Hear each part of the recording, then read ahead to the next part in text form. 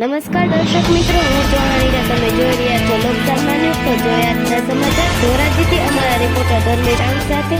આજરોજ તારીખ 24/3/2025 ના રોજ ધોરાજી વાલ્મીકી સમાજના સફાઈ કામદારના પ્રશ્નો માટે રજૂઆત કરવામાં આવી. તેમજ ધોરાજી નગરપાલિકામાં રોજમદાર સફાઈ કામદારનું સ્ટેટઅપ વધારવા માટે અને 92 રોજમદારની જગ્યાએ 250 રોજમદાર સફાઈ કામદાર રાખવા માટે રજૂઆત કરેલ. તેમજ ધોરાજી વાલ્મીકી સમાજના શમશાન માટે રજૂઆત કરવામાં આવી. તારીખ 10/4/2025 સુધીમાં અમારી માંગણી સ્વીકારવામાં નહીં આવે તો તારીખ 11/4/2025 થી પ્રતિક તેમજ અનશન આંદોલન ચાલુ કરવામાં આવશે. આશીષભાઈ જેઠવા, ધોરાજી વાલ્મીકી સમાજ પ્રમુખ. આજે ધોરાજી નગરપાલિકામાં અમે આવેદનપત્ર દેવા આવ્યા છીએ. આવેદનપત્ર દેવાનો મુખ્ય હેતુ અમારો એ છે કે ધોરાજીની વસ્તી અને વિસ્તારને ધ્યાનમાં રાખતા જે સફાઈ કામદારોની સંખ્યા છે ખૂબ જ ઓછી છે.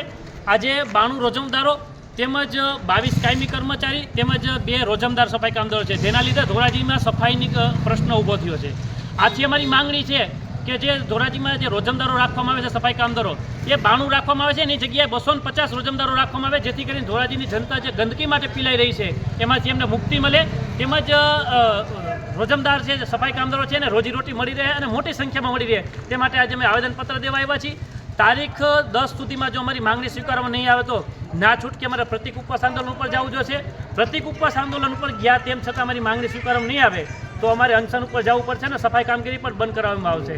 સાથે સાથે અમારી માંગણી એ પણ છે, આજે જે ભૂતનાથ ધાબીની પાસે વાલ્મીકી સમાજનું જે સ્મશાન આવેલું છે, એ સ્મશાનની અંદર આવારા તત્વોનો અડ્ડો જામી ગયો છે.